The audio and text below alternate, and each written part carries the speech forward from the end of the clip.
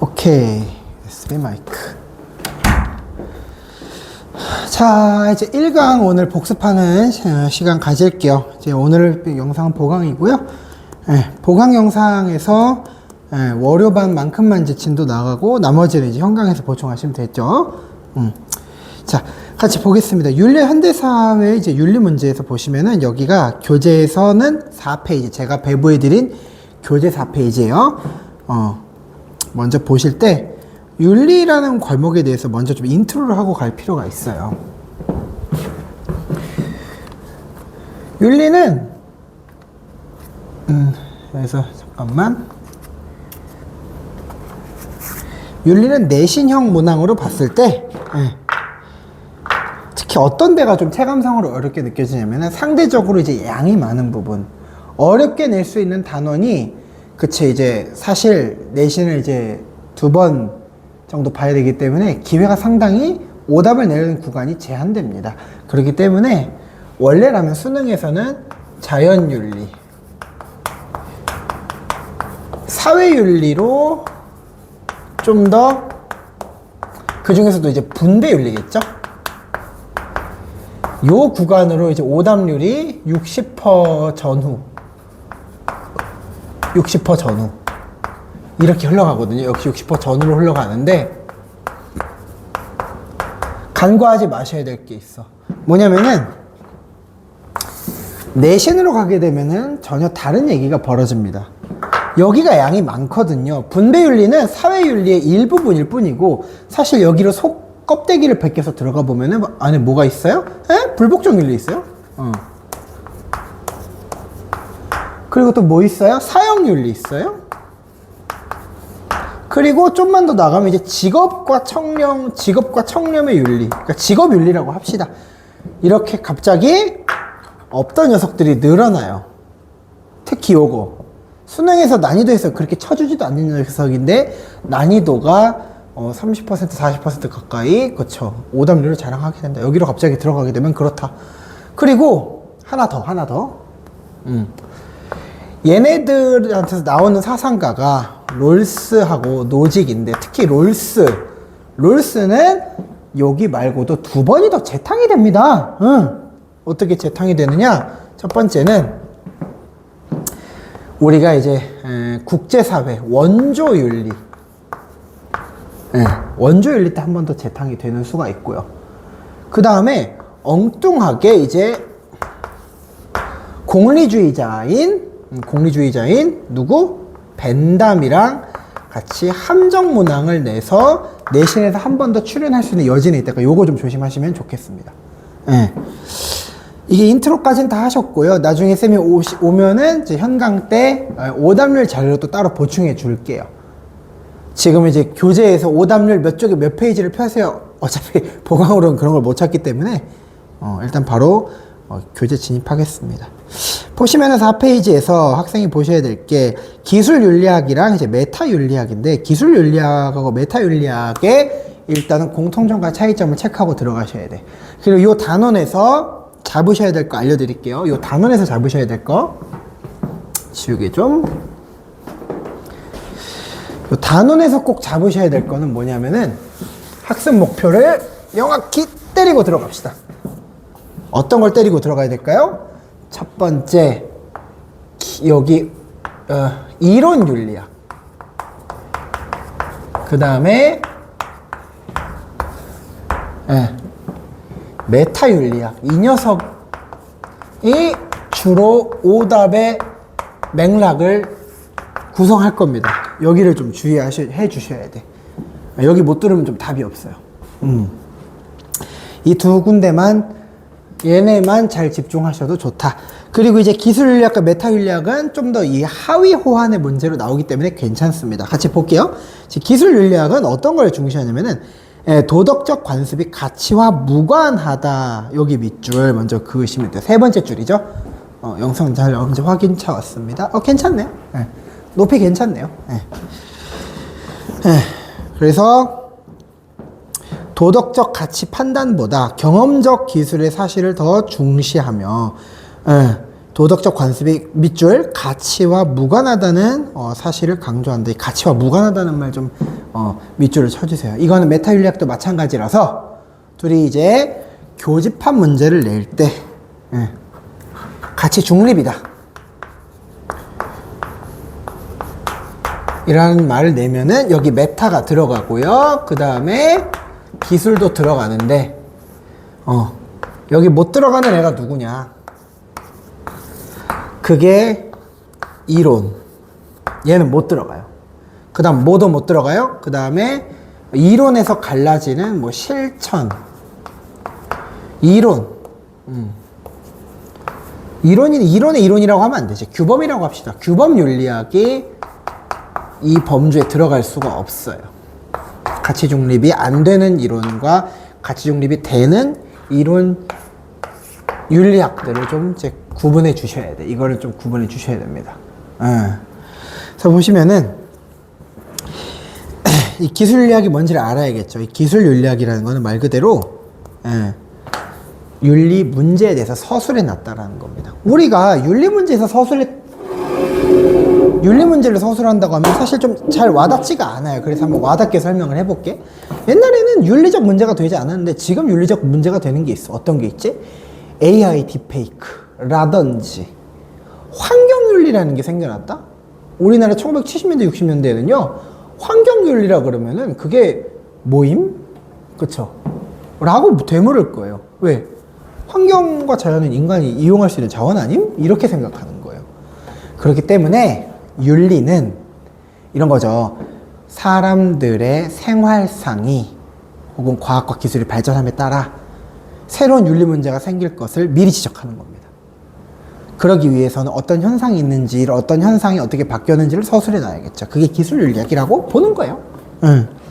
그렇기 때문에 객관적 기술인 거지 여기에 대해서 좋다 나쁘다에 대한 평가 같은 걸 남기지를 않습니다. 그게 기술 윤리학이라는 거예요. 오케이? 그리고 이제 메타 윤리학이라는 건 또 뭐냐? 도덕 언어의 의미를 분석한다 이렇게 되어 있죠. 밑줄. 메타라는 녀석은 뭐냐면은 자, 언어를 그대로 뜯어보면 돼요. 메타버스가 뭐임? 요즘은 메타버스라는 말 잘 안 쓰죠. 메타라는 거는 굽어보는 느낌. 어떤 사물을, 그쵸, 뛰어넘어서 위에서 아래로 굽어보는 느낌이에요. 그러니까 메타 윤리학이라는 거는 뭐냐? 윤리학 바깥에서 윤리학을 도와주거나, 그쵸, 논리적으로 규정해주는 녀석이에요. 그렇기 때문에 메타에서는 도덕 언어의 의미 분석인데 조심하셔야 돼. 이 분석이라는 말은 이론 윤리학에서 씁니다. 그렇기 때문에 동사에 초점을 맞추고 보셨다가는 이론 윤리학 한번 가보실래요? 2번에 잠깐. 우리가 지금 보고 있는 건 1번인데 2번 그쵸 중 항목이 있어. 밑으로 가보시면은 이론 윤리학도 분석을 해. 도덕적 행위에 대한 이론적 분석이 있죠. 근데 메타 윤리학은 이런 거야. 도덕적 행위에 대해서 분석하지 않아. 당신이 어떤 행동을 하든 난 거기에 대해서 관심이 없어. 라는 소리예요. 대신 어디에 관심이 있어요? 도덕 언어의 의미에 관심이 있다. 즉 뭐야? 얘는 윤리학이 쓰는 말 있죠. 윤리학이 쓰는 말에 관심이 있는 거야. 윤리학마다 쓰는 말이 달라요. 왜? 어떤 사람은 그쵸 착하다라는 행위를 결과적으로 규정할 수 있어. 무슨 말이야? 내가 그쵸 여자에게 잘 보일 목적으로 꽃을 사갔어. 그냥 그렇다고 치자고. 그런데 그 꽃을 그치 예기치 못하게 너무 가련해 보이고 안 되어 보이는 여성 노숙인에게 줬다고 칩시다. 결과적으로 그 사람이 기뻐했어. 내가 의도한 건 아니지만. 그랬을 때 어떤 사람들은 그 장면을 보고 착하다라고 얘기할 수 있지만 그치 모두가 거기에 동의하는 건 아니에요. 왜? 동기 자체는 내가 꽃을 살 목적 자체는 내가 잘 보이고 싶은 여자한테 주려고 했던 거지. 그러니까 동기 자체까지 착하다고 볼 수는 없는 거예요. 좀 피곤하게 생각하면 그렇죠. 그쵸? 어떤 사람들은 또 의도가 중요하다고 생각하는 경우가 있어. 결과가 잘못됐더라도.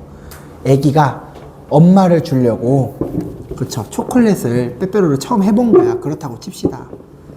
그랬을 때 어른들이 보이는 반응은 뭐죠? 그 초콜릿이 잘 됐든 아니면 이제 좀 망친 걸 만들어 왔든 예쁘다고 할 겁니다. 그죠? 거기에 집중하는 거예요. 동기에 집중했을 때 그 초콜릿이 어떻게 생겨 먹었든 그 의도 자체가 굉장히 선하고 착하다 라는 쪽이 있어. 둘이 좀 얘기가 다르지, 그치? 결과가 착하네? 우린 그거를功利주의적 착함이라고 부른다라고 얘가 규정해 준다라는 거예요. 즉 쓰는 말이 같아 보여도 그 의미가 다르면 그걸 얘는 파고든다라는 거예요. 왜 그렇게 피곤하게 싸세요? 근데 생각해 보면은 간단해. 안 그러면 이런 윤리학이 생길 수가 없어. 우유랑 치즈랑 같은 애요, 다른 애요? 다르죠. 치즈를 우유보다 더 비싸게 팔잖아. 그지? 우리가 만약에 그쵸, 제과점에 가서 이거 밀가루니까 밀가루 값에 주세요. 사장님이 나가라고 하겠죠. 그 둘은 다른 겁니다. 밀가루랑 과자는 다른 거예요. 사과 바나나도 다른 거고. 아시겠죠?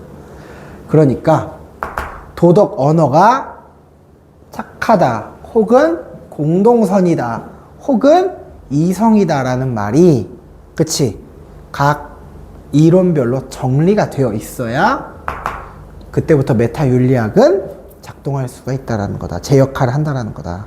그래서 도덕적 진술의 논리적 구조 분석, 여긴 패스. 도덕적 추론의 타당성, 요 타당성, 요거 시험에 많이 내죠. 타당성을 입증하려고 한다. 이 타당성에다가 쓰세요. 타당성을 입증하려고 한다는 게 뭐냐? 도덕 추론에 이게 시험에 나왔던 거예요. 규칙과 구조, 요거를 지금 입증하려고 한다라는 거예요. 그러니까 뭐야? 이론 자체에 대해서 그쵸, 관심 있는 게 아니야. 나는 당신이 하는 말을 그쵸, 흥미롭게 들어줄 게가 아니라 당신이 하는 말이 무슨 말인지 알고 싶다가 메타가 하는 말이에요. 이해되셨나요? 잠깐 앵글 좀 조정할게요. 그래서 학생 여러분들이 이제 파악하셔야 되는 거는 메타 윤리학은, 그치? 속성에 관한 문제지 이론이 될지 안 될지에 대해서는 관심이 없다. 그치? 제가 어떻게 생겨먹었나가 중요한 거다. 이론 윤리학을 봤을 때. 윤리학을 도자기처럼 만드는 과정에서, 그쵸? 쟤는 어떤 용도다. 그쵸? 도자기를 보고. 쟤는 어떻게 생겼다. 그걸 이제 관심이 있는 거예요. 그렇기 때문에 역시 가치 판단을 하지 않습니다. 저 도자기는 나쁜 도자기다.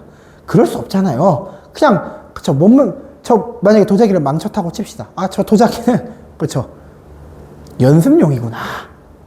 잘 만들기 위해서, 그렇죠, 중간 단계에 있는 거구나. 그 정도 얘기를 하는 것 뿐이라고.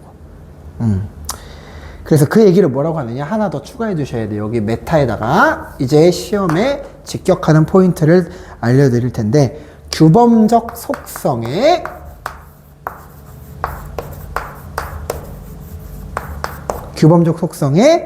존재론적, 인식론적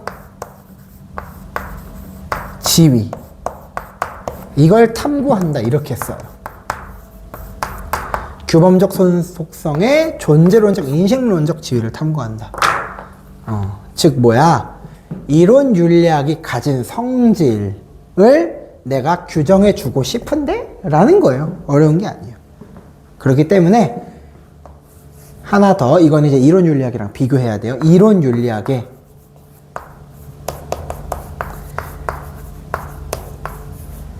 논리적으로 선행한다라는 말을 씁니다. 왜? 이론 윤리학은 윤리학이 될지 안 될지 아직 언어적으로 검증받지 않았기 때문에, 즉 우유가 치즈가 되기 전 단계이기 때문에 메타가 개입해서 규정을 해줘야 돼. 그렇기 때문에 이론 윤리학보다 항상 우선 대접받는다라고 아시면 좋겠습니다. 아시겠죠?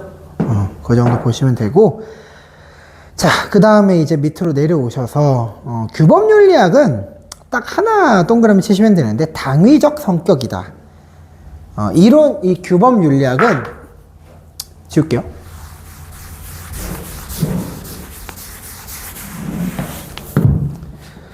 이론 윤리학, 규범 윤리학은 두 개로 쪼개져 있는데, 이론, 실천, 이렇게 있는 거예요. 그렇죠. 이론 윤리학, 실천 윤리학 이렇게 있는 거예요. 근데 이론 윤리학과 실천 윤리학은 어떤 특징이 있냐면 첫 번째, 얘네가 둘 다 공통적인 거야. 둘 중 하나라고 하면 절대 안 돼. 객관적인 성격이 아니라, 써줄게요. 이거는 아니야. 이거 그으면 안 돼. 이거는 메타랑 기술에 들어가는 거라고 내가 얘기했었죠? 당위적이라는 얘기는 뭔 소리야? 해야 한다. 이렇게 되어야 한다. 이게 규범적 성격이랑 같이 쓰는 말이에요. 그 당위적 하나만 동그라미 치시고 그거 이해됐으면 다음 챕터로 넘어갑니다. 이제 이론 윤리학 볼 건데, 이론 윤리학은 뭐냐면은 도덕 원리나 도덕적 정당화에 대해서 이론적 근거를 제시한다 이렇게 돼 있죠. 도덕 원리, 도덕 정당화 밑줄. 즉 이론 윤리학은 쓰세요. 객관적이다. 이론 윤리학은 비교적, 그쵸? 규범 윤리학 중에서도 객관적 성격을 가진다. 왜? 문제 해결을 해주는 게 아니라, 어떤 문제에 대해서 코멘트를 남기는 게 아니라 그 문제를 해결하기 위한 도구를 만드는 거거든. 문제를 직접 해결하는 게 아니야. 그렇죠? 칼을 사용해서 스시를 만드는 게 아니라 그 칼을 만드는 거야. 그러니까 칼은 그 자체로 문제 해결을 못 해주지. 그죠? 칼을 먹을 수는 없잖아. 그죠? 그래서 도덕 원리나 도덕적 정당화의 이론적 근거를 제시한다. 도덕 원리, 도덕적 정당화 밑줄. 그리고 이 녀석들은 객관적이라는 거예요. 그러니까 조심해야 돼. 조심해야 돼. 뭐냐면은 가치 중립적이라는 말이랑 같이 엮여버리면은 이거는 큰일 나는 것이다. 에? 가치 중립적이라는 용어는 우리가 봤잖아. 그거는 메타랑 기술이 쓰는 거라니까. 여긴 가치 중립이 들어가면 안 된다니까. 그래서 도덕적 삶에 그 지침이 되는 도덕 원리 제시 있죠. 그것도 밑줄 그으세요. 한 번 더. 도덕 원리를 적용하는 게 아니야. 제시야, 제시. 제안한다 이거야. 제안한다. 문제를 해결하려면 이게 좋을 것 같은데 라고 하는 거고, 그리고 정당화라는 말을 굉장히 좋아합니다. 정당화. 정당화가 뭐예요? 말 그대로 말이 안 되는, 혹은 사람들이 동의하지 않을 법한 그런 것일지라도 말이 되게끔 만드는 게, 그렇다고 수긍하게 만드는 게 정당화라는 거예요. 가령 예를 들어서 이런 거야. 나는 사람의 인격을 존중해라고 칸트가 얘기했어. 그러면 사람의 인격을 존중하니까 아무리 그쵸 나쁜 짓거리를 한 죄인 사형수라도 칸트는 살려주겠네? 아니야. 칸트 사형 찬성해. 뒤에 가면 나오겠지만, 사회윤리 때 나오겠지만, 사형윤리 때 나오겠지만 칸트는 사형 찬성합니다. 이게 뭔 소리임? 이 소리야. 인격을 존중하니까, 그쵸? 만약에 너가 죽음 이상의 죄를 지었으면은 사람들 앞에서 놀리거나 조롱하거나 끔찍하게 고통을 줘서 죽이는 게 아니라 사형을 하더라도 너의 인격을 존중해서, 그쵸? 깔끔하게 사형이라는 너의 죄에 맞는 벌만큼의 인격을 지켜줄게. 이 소리예요. 그러니까 그게 바로 정당화예요. 알겠죠? 정당화. 그리고 분석, 이론적 분석. 자, 봐봐. 이론적 분석을 합니다. 분석해요, 얘도. 근데 다만 도덕 언어에 대해서는 분석하면은 된다, 안 된다? 그러면 안 된다. 그런 얘기는 한 적이 없다. 그거는 메타가 하셔라, 메타가. 도덕 언어를 분석하는 게 아니라 얘는 도덕 언어를 만드는 거야. 칼을 만드는 거라고 내가 그랬잖아. 그쵸? 그리고 이제 응용 윤리학에서는 학제적 연구가 필요하다고 되어 있는 학제적 밑줄. 이 응용 윤리학은 뭐냐면 이제 칼을 만들었어. 그걸로 이제 재료를 다듬는 거예요. 뭐 고기를 썰든 스시를 만들든, 그렇죠? 그걸 얘기하는 거죠. 그렇기 때문에 윤리적 문제를 해결하기 위해서 학제적이라는 말 그으세요. 학제적이라는 거는 인접 학문의 도움을 받는다라는 얘기예요. 그렇기 때문에 다른 학문이 도와줘야 돼.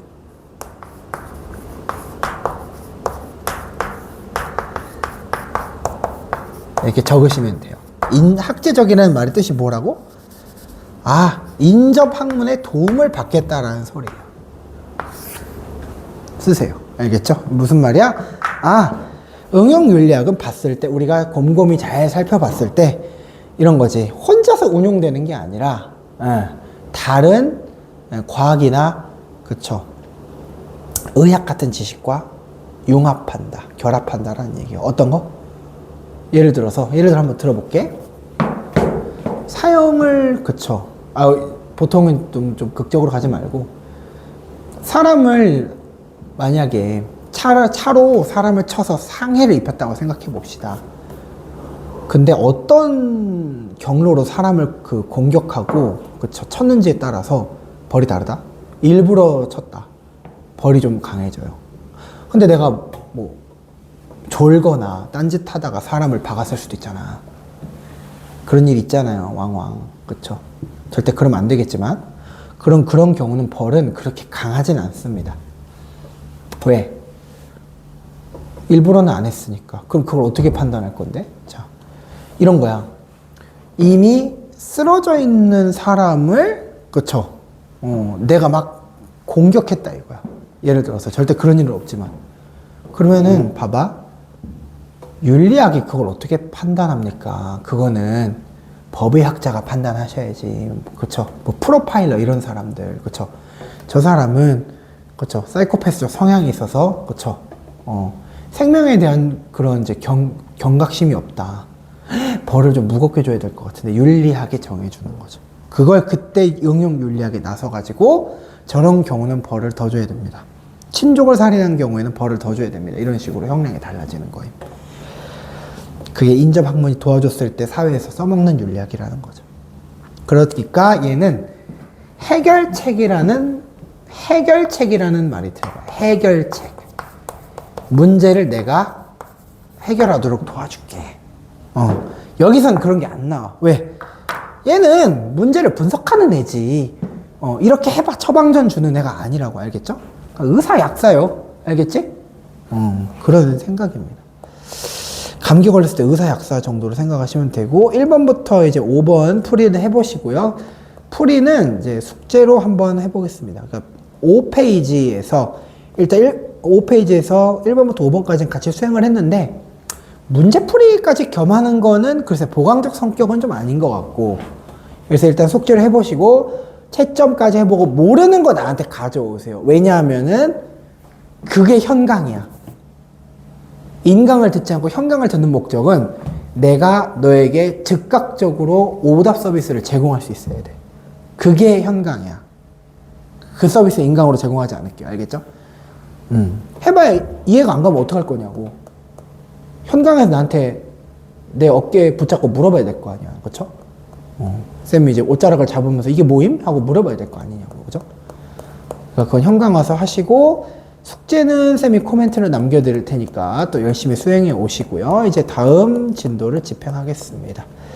유교윤리, 이제 불교윤리, 이제 도가윤리 이렇게 있는데, 유교윤리에서 보셔야 되는 거는 뭐냐면은, 여기 몇 페이지냐면은 교재로는 16페이지가 되겠습니다. 16페이지. 유교윤리를 한번 좀 같이 좀 볼게요. 유교윤리가 뭐냐? 천지 만물의 인의예지라는 도덕적 가치가 뭐 내재 있다라고 돼 있는데, 자, 유교는, 유교, 불교, 도교, 동양윤리하고 이제 서양윤리를 이제 인트로로 들어가는 거예요. 근데 알아두셔야 될 게 있어. 동양윤리는 어렵진 않아요. 오답률이 좀 낮아. 근데 서양윤리 쪽에서 항상 좀 학생들이 어려워하는 게 있다. 특히 칸트 녀석을 좀 녀석이라고 하면 안 되죠. 칸트를 좀 조심해야 된다. 그래서 동양윤리에서는 이제 유교, 불교, 도교가 있는데, 이 정도 간격을 두고 한번 설명해 볼게요. 유교는 어떤 느낌이냐? 유불도 중에서 종교적 성격이 가장 약한데 어떤 걸 생각하시면 되느냐? 사회화 매뉴얼이라고 생각하시면 제일 편해요. 사회화 매뉴얼. 비유를 드는 거야. 혹은 체크리스트라고 생각하시면 좋아. 예를 들어서 이런 거예요. 잠깐만 간격 좀 조정할게요. 펜이 좀 길어지는 것 같으니까. 됐네요. 유교는 얘기하는 게 어떤 느낌이 굉장히 강하냐면은 사람이 뭉쳐서 공동체를 이루어 살기 위해서는 인간 관계를 규정해 주는 게 굉장히 중요하다. 어떤 느낌이냐? 내가 여행을 갔어. 220V짜리 그쵸? 콘센트 핸드폰 충전기를 가지고 갔단 말이야. 근데 외국 가니까 220V 써 안 써? 110V 쓰지 않니? 그럼 어떻게 해야 돼? 이거 바꿔달라고 뗐어? 못하죠. 그냥 110V짜리 돼지코 사가는 게 제일 똑똑한 거잖아. 그쵸? 주변 이제 뭐 철물점 이런 데서 팔더라고. 그쵸? 그런 느낌이에요. 사람은 플러그랑 콘센트랑 만나는 그 관계가 되게 중요한 거야. 자기한테 맞는 DIY 콘센트라는 게 어딨어. 그런 건 없잖아. 그죠? 그러니까 유교윤리는 이렇게 생각하는 거야. 사람은 어차피 그쵸? 돼지코 생겨먹은 볼트 자체는 다 똑같다. 어떻게? 다 하늘이 사람을 만들었기 때문에 이미 착하다는 성선설의 상태로 디자인이 되어 있는 거야. 일단 그걸 가정합니다. 그러니까 사람이 예뻐서 착하다라기보다는 착하다고 밑도 끝도 없이 가정을 해놔야 뭔가를 가르치고 입력할 수가 있어요. 오케이? 그게 사덕이라는 도덕적 가치가 내재해 있다의 그 말이야. 알겠죠? 뭔가를 가르치기 위해서 착하게 만들었다고 가정한다. 하늘이 사람을 착하게 만들었다고 가정한다라는 거예요. 이는 뭐냐? 인간의 타고난 내면적 도덕성이자 뭐 인간관계에서 실현해야 될 최상의 가치 이렇게 돼 있는데 괜찮아요. 뭐냐면은 이는 쓰세요. 유교, 불교, 도교인데 뭐 이따가 불교 하시고 이 인 이건 뭐예요? 위계가 있는 위계도 어렵지. 위계도 어려울 거예요. 처음 보는 거기 때문에 차별과 구별이에요. 에? 이런 게 있는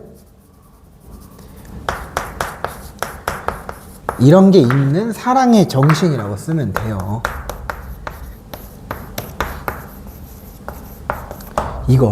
요거요. 근데 학생들이 어려워하는 게 뭐냐? 이 인을 글자 그대로만 외우려고 그래. 그럼 이해가 안 돼. 인이라는 거는 이 로맨스가 아니야. 요것은 우리가 알고 있는 사랑이 아니라 남녀 간의 사랑이 아니라 인간관계야. 콘센트랑 플러그 생각해봐. 그게 로맨스야? 그거 로맨스 아니야. 뭐냐면은 내가 학생한테 봉황을 찍는 이유는 뭐임? 학생이 나를 강사로 인식하고 인정하고 등록을 하고 돈을 냈기 때문임. 맞죠? 그쵸? 그럼 뭐야? 그거는 동네 아저씨와의 관계하고도 다르고 부모님과의 관계하고도 다르고 내가 마라탕으로 사 먹을 때 그쵸? 그 가게 아저씨하고도 다른 관계, 사제간의 관계라고. 그지? 그러니까 그런 거를 뭐라고 하느냐? 인이라고 한다라는 거예요. 부모님과의 사랑도 인, 오케이? 정육점 아저씨와의, 그쵸? 오늘 고기를 샀더라도 그 관계도 인. 뭐 진짜 정육점 여사장님을 사랑하는 건 아니지만, 그지? 그런 식으로 인간관계 라벨링을 다르게 해주는, 포장을 다르게 해주는 거야. 왜 이렇게 하느냐? 여기는 이유가 있는데 그렇게 안 해줬을 때 심각한 문제가 생긴다. 왜? 사회가 신석기로 되돌아가요. 간단해. 생각을 해봐. 가족 간의 관계가 엄마 한 명, 아빠 한 명으로 정립되어 있지 않다고 생각해봐. 옛날엔 그랬거든. 동물들이 그렇잖아. 수컷이 여러 암컷을 데리고 다닌다고 생각해봐. 그게 가족이냐? 무슨 말인지 알겠죠? 그거 가족 아니야. 그냥 그거는 무리 생활이야. 동물들이 하는 신석기 시대 무리 생활 같은 거라고. 책임이 없잖아. 그치? 자식을 낳았어. 어떻게 먹여 살릴래? 내 자식인지 아닌지 어떻게 알아? 이미 옆집도 일부 다쳐진대. 이해됐어? 같은 집에 사는 게 아니야. 같이 몰려 살거든, 옛날에는. 아파트 짓고 산 게 아니기 때문에, 신석기 시대 때는. 그러니까, 인간관계가 규정이 안 돼. 그러면 책임질 게 없어. 약자를 보살필 의무도 없고, 그쵸? 특히 뭔가 사회적으로 부담해야 될 의무 같은 게 없는 거야. 이런 사회가 어떻게 이루어질 수 있나? 그러니까, 인으로 먼저 인간의 내면적 도덕성이죠. 인간관계에서 실현해야 될 최상의 가치를 먼저 입력시키는 거야. 그래야 사람들은 공동체에서 조직될 수가 있어. 정교하게. 알겠지? 그게 인이야. 그리고 경과 성을 통해 뭐 선한 본성을 보존하고 확충하면서 예를 회복하고자 한다 이렇게 돼 있잖아요. 이 선한 본성, 밑줄. 봐봐. 선한 본성을 가르쳐 놓고 이걸 보존하라고 강제하잖아, 지금. 그게 바로 인이라고. 그리고 뭐 예를 회복하고자 한다 돼 있는데 별게 아니고 윤사처럼 한번 설명을 해볼게. 얘가 있으니까. 여기 얘가 있죠? 이렇게 있다고. 이 얘는 뭐냐면은 인이 더 이상 작동되지 않을 때 얘로 눈에 안 보이는 걸 보이게 해주는 거야. 간단해. 사랑이 눈에 보여? 안 보여. 사랑하는 관계가 눈에 보이지. 생각을 해보십시오. 10대 학생 남녀 2명이 그쵸. 서로 음료수를 떠다 먹여줘. 뭐지? 자선사업인가? 그렇게 생각할 여지가 없죠? 아, 쟤네 사귀나 보다. 그죠? 근데 생각해봐. 내가 만약에 초등학생 4학년, 5학년짜리 여자애한테 뭔가를 떠서 먹여주고 있어. 그럼 뭐라고 생각해? 그것도 사귀는 거임? 미쳤습니까? 아니죠? 그거는 뭐야? 아, 저 사람, 그치, 삼촌인가 보다. 그 정도는 생각하겠죠. 그쵸? 뭐 조카랑 삼촌 사이인가 보다. 뭐 그런 생각을 할 수 있겠죠. 그쵸? 그러니까 그걸 우리가 인으로는 알 수가 없어요. 방금 말해준 것도 짐작이잖아. 조카랑 삼촌이 아니고, 그쵸? 교회 교사랑 교회에 들어있는 교인으로서의 학생일 수도 있어. 예를 들자면. 그걸 어떻게 아는데? 그러니까 얘로 디자인을 해줘야 된다고. 옷으로 입혀놔. 제일 쉬운 거는. 선비들이 옛날에 그래서 어떻게 입고 다녀? 도포 쓰고, 갓을 쓰고 도포를 입고 다니거든. 도포를 쓴대. 미쳤어. 그러니까 갓을 쓰고 이렇게 도포를 입고 다니죠. 왜? 야, 나는 선비야. 나는 너희들보다 바다와 너희들과 비교했을 때 바다와 같은 인을 가지고 있어. 넓은 인을 가지고 있으니까 나 존중해. 이걸 예라고 하는 거임. 그래서 예복을 입죠. 결혼식 때 예복, 그쵸? 장례식 때 상복, 그것도 예복이지, 예복. 때와 장소에 맞게 입어주세요가 예인 거예요, 예. 그런 거죠. 신분을 표현하는 거지, 옛날 같으면. 그쵸? 그런 거고. 경은 뭐야? 홀로 있을 때도 도리에 어긋나지 않도록 밑줄. 즉, 뭐야? 이 경은, 경을 좀 배우셔야 되는데, 경이 뭐냐?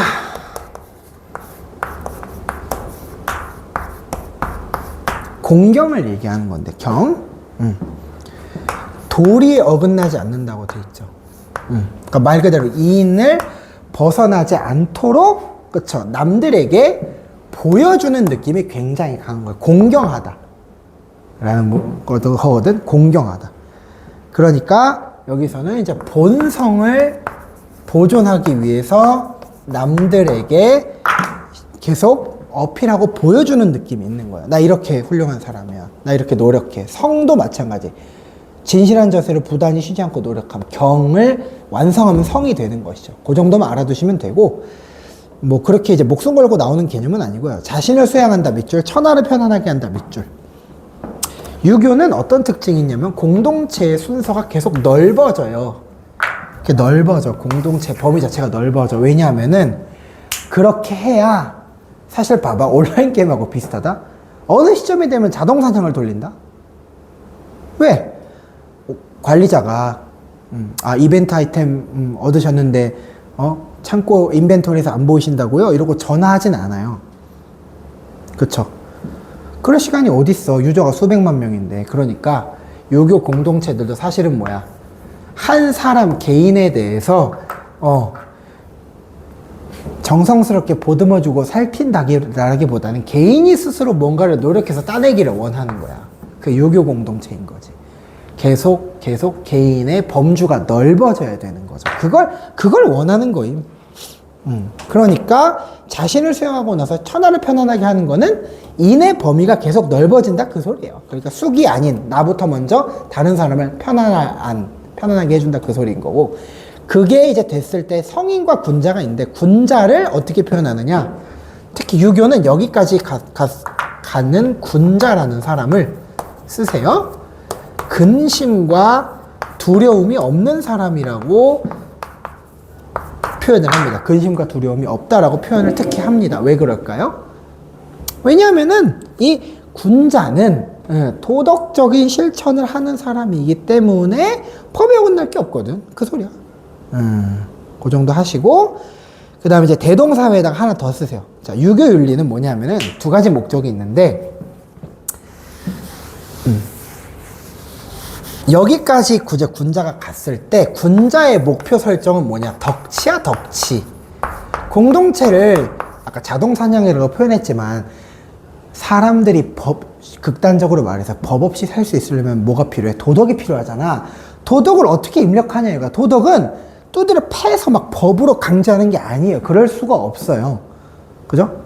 경찰서에서 윤리 가르칩니까? 아니죠? 덕치는 뭐냐? 왕이 스스로 모범을 보여주면서, 그쵸? 아버지처럼 따뜻하게 백성을 보살핀다라는 얘기예요. 이거를 좀 잘 편집을 해주셔야 돼요. 이걸 잘 익혀두셔야 돼요. 무슨 말이냐? 백성을 보살핀다라는 얘기는 뭐냐? 법 X, 그 다음에 뭐야? 보상 X. 그렇게 하는 게 아니라, 이렇게 살아야 되느니라 하고 왕이 갑자기 이제 궁궐에서 농사 지어. 그리고 이제 새벽마다 새벽 4시에 막 깨가지고, 막 졸려 죽겠는데 막 아버지, 어머니, 뭐 할머니 살아계시면 뭐 왕대비 문안 막 드리고 다녀. 왜? 백성들에게 보여주는 거야. 니네 이렇게 살아야 된다. 라고 보여주는 게 덕치라는 거야. 즉, 사랑이 넓어지는 단계를 왕이 직접 몸소 표현해 주는 거죠. 왕이 그러니까 피곤한 존재라는 거예요. 그쵸? 그리고 이것도 계속 해야 될 거 아니야. 이거는 군자의 두 번째 목표는 뭐냐? 욕망을 극복하는 거야. 욕망 극복. 근데 조심해야 돼. 욕망 제거라고 하시면 안 돼. 욕망 제거는 목표가 아니야. 이런 건 될 수가 없어. 왜? 생각해봐. 식욕, 성욕이 없으면 어떻게 하겠다는 겁니까? 로봇이 아니잖아요. 그러니까 최대한 극복하는 모습을 백성들에게 보여주는 느낌이 우리가 알고 있는 경이라는 거예요. 그러니까 쓰세요. 유교윤리는 욕망을 극복하면서 동시에 극단으로 갔을 때는 백성을 보살피는 덕치의 형태로 나타난다. 이 두 개가 유교에서 강조하는 내용이에요. 그 정도 보시고 이제 불교윤리를 이제 보실 텐데, 불교윤리는 뭐냐면 연기설이라는 걸로 좀 보아주셔야 돼요. 연기설. 연기설은 뭐냐? 연기설은 밑줄 다양한 원인과 조건, 인연에 의해서 생멸한다 밑줄 생멸하다에다 쓰세요. 생멸한다는 불교는 항상 유교랑 좀 짝꿍으로 가는 모습을 보여주는데, 한국사에서도 그렇잖아. 원효가 통일신라 때 국학이나 육두품 이런 사람들이랑 보통 같이 간다고. 그거랑 똑같은 거야. 불교는 사회 복지 같은 종교예요. 약자, 글 모르는 사람, 그쵸?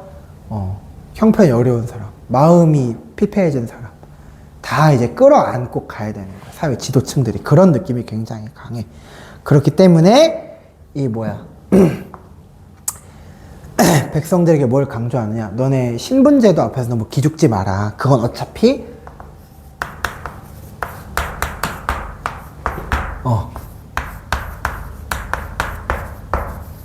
이 법칙 안에 들어있는 것이다. 원인과 조건에 의해서 생겨나고 이것이 영원하지 않으며, 그쵸, 생멸한다는 것이다. 즉 언젠가는 생겼을 때 언젠가는 멸망한다. 태어난 사람은 반드시 죽는다. 그러니까 죽었을 때 좋은 곳 가려면 살아있을 때는 힘들어도 좀 버텨. 그럴 수 있어. 내가 너 저 힘든 거 알아. 이렇게 가지고 가는 겁니다. 그래서 이제 자비의 실천은 강조. 요 밑줄. 모든 존재는 불성을 지님으로 이거는 유교랑 똑같아요. 뭐냐면은 그냥 사람은 밑도 끝도 없이 부처의 성질을 가진 존재라고 인정해 주는 거예요. 그러면 누구나 부처가 될 수 있다. 누구나 출신 성분에 관계없이 인품이 훌륭해지는 거는 할 수 있다. 라고 얘기하는 겁니다. 그 다음에 이제 나와 남은 둘이 아니다 있죠. 나와 다른 존재 밑줄. 나와 남은 둘이 아니다 밑줄. 무슨 말이냐? 분리가 아니고 상호 의존이라고 쓰시면 그게 불교의 정신이라는 거예요. 이거는 나중에 이제 뒤에 나오는 도교하고 차이점 공통점 문항으로 활용될 겁니다. 일단 거기까지만 하시고 그 다음에 이제 뭐야 또 이제 쉬는 시간 갖고 와서 이제 2탄을 찍도록 할게요. 2편 이따가 보세요.